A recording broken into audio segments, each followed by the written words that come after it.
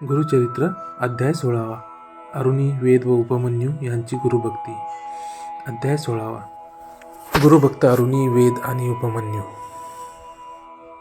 श्री गणेशाय नमः. सिद्धमनाला नामधारका वैजनाथ क्षेत्री अंबा भवानी नावाचे एक मनोहर स्थान आहे. श्री गुरूंनी तेथे वर्षभर वास्तव्य केले. त्यांचे सर्व शिष्य यात्रेला गेल्यानंतर मी स्वतः त्यांच्या सेवेसाठी राहिलो होतो. एके दिवशी एक ब्राह्मण साधक श्री गुरूंकडे आला व म्हणाला, स्वामी, मी बरीच साधना केली पण आत्मज्ञान झाले नाही. त्यामुळे मनःशांती नाही. कृपया मला मार्ग दाखवा. माझे गुरु निष्ठुर आहेत. त्यांनी मला ज्ञान दिले नाही. कष्ट होऊन मात्र घेतले. त्यामुळे मी रागाने त्यांचा त्याग करून आलो आहे. तेव्हा श्री गुरु म्हणाले, अरे ब्राह्मणा, गुरुचा त्याग म्हणजे आत्मघात. माझ्या दृष्टीने तू गुरुद्रोही आहेस. जो गुरुला सर्व भावे शरण जातो, गुरु आज्ञेचे तत्परतेने पालन करतो, त्या शिष्याला ज्ञान, सिद्धी, देवांचे आशीर्वाद या सर्व गोष्टी अनायासे प्राप्त होतात. मी तुला आदर्श गुरुभक्तीचे एक उत्तम उदाहरण सांगतो, ऐक.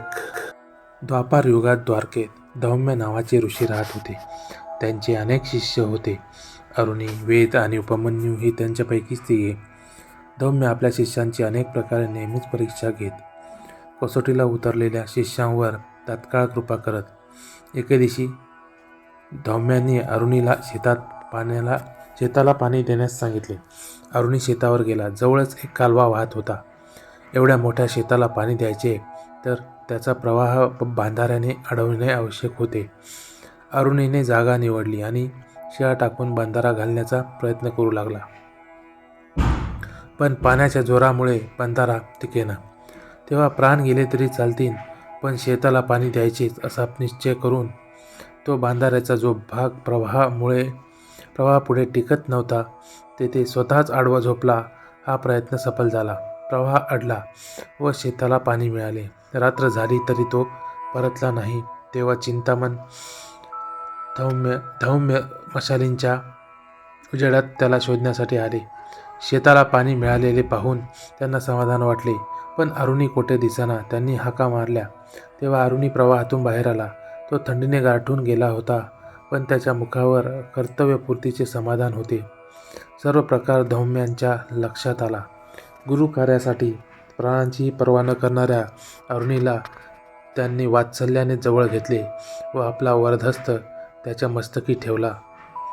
त्यांच्या आशीर्वादाने तो तत्काळ महाज्ञानी झाला. धौम्यांनी वेदाला त्या शेतातील साळीच्या पिकाची राखण करण्यास सांगितले. पीक तयार झाल्यावर त्याने कापणी व झोडपणी करून खळ्यात धान्याची रास तयार केली. मग तो आश्रमात आला. धौम्यांनी त्याला रेडा जुंपलेला एक गाडा दिला. तो घेऊन तो शेतात गेला. त्यात 2 खंडी साळी भरली व आश्रमाकडे निघाला. पण रेड्याला गाडा ओढवेना. मग जोखडात मान अडकवून तोही गाडा ओढू लागला. मार्गात रेडा चिखलात रुतला. वेदाने त्याला सोडले. महत्प्रयासाने गाडा बाहेर काढला. रेड्याच्या गळ्यातील फास स्वतःच्या गळ्याभोवती बांधला आणि खांद्यांचा आधार देऊन तो गाडा कसाबसा ओढत आश्रमात आणला.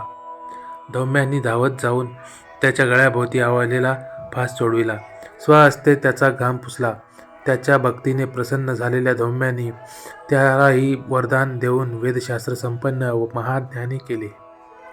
उपमन्यू धौम्यांची गुरे राखायचा. त्याच्या अतिखाण्याने बुद्धीला जडत्व येऊन त्याची विद्याभ्यासात प्रगती होणार नाही, म्हणून आश्रमातून त्याला मोजकेच अन्न दिले जायचे. मग तो भूक भागविण्यासाठी भिक्षा मागायचा. ही गोष्ट धौम्यांना कळताच त्यांनी ती भिक्षा आश्रमात आणून देण्यास सांगितले. मग तो 2दा भिक्षा मागू लागला. धौम्यांनी तीही आश्रमात देण्यास सांगितली. मग तो वासरे पिताना गायीच्या आचळातून जो अतिरिक्त पान्हा व्हायचा ते दूध पिऊन भूक भागवू लागला. धौम्यांनी त्यालाही प्रतिबंध केला. एकदा त्याने रुईच्या झाडातून उगळणारा चिकच द्रोणात गोळा करून दूध समजून प्राशन केला. त्याचा काही अंश डोळ्यात गेल्याने त्यास अंधत्व आले. तो रानामध्ये चाचपडत हिंडू लागला. तिथे अडखळून एका आडात पडला. आता गुरे वासरे हरवतील या चिंतेने रडू लागला. रात्री धौम्यांनी शोध घेऊन त्याला हुडकून काढले. उपमन्यूने त्यांना सर्व प्रकार सांगितला. धौम्यांनी त्याला अश्विनी कुमारांचे स्मरण करण्यास सांगितले. त्यांच्या कृपेने उपमन्यूला पुन्हा दृष्टी आली. तो आळातून बाहेर आला. उपमन्यू अत्यंत प्रामाणिक व भोळा होता. त्याने भूक भागविण्यासाठी अन्य पर्याय शोधले, पण गुरुआज्ञेचे कधीही उल्लंघन केले नाही.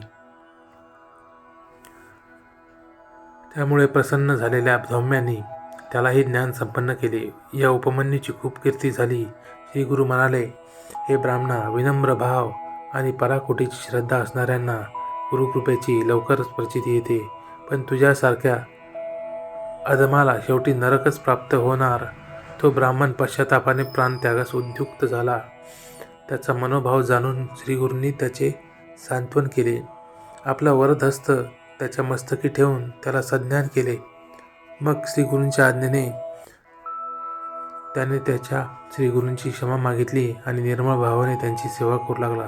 त्यानंतर श्रीगुरूंनी कृष्णा नदीच्या पश्चिम तीरावर बसलेल्या बिलवडी ग्रामी वास्तव्य केले. श्री गुरुदेव दत्त.